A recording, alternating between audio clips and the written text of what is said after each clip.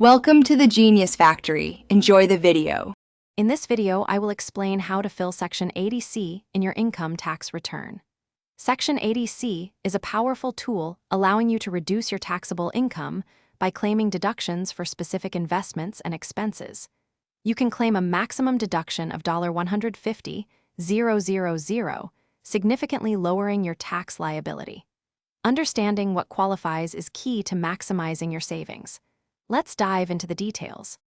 Many popular options fall under Section 80C. For instance, your life insurance premiums, contributions to the Public Provident Fund, and investments in equity-linked savings schemes are all eligible. Even the principal amount of your home loan repayment can be claimed.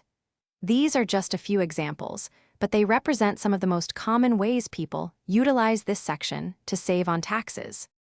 To claim your Section 80C deduction, first, collect all relevant documents like investment proofs and payment receipts. Next, accurately calculate your total eligible amount.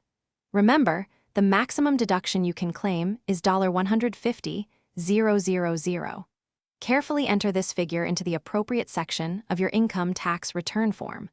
Always double-check all entries before final submission to avoid any discrepancies.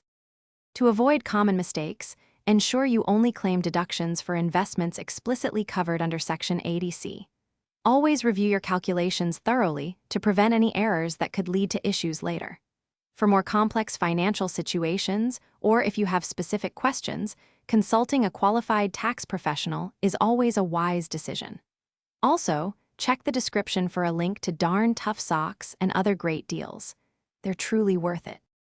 Thanks for watching. If you found this helpful, don't forget to like and subscribe.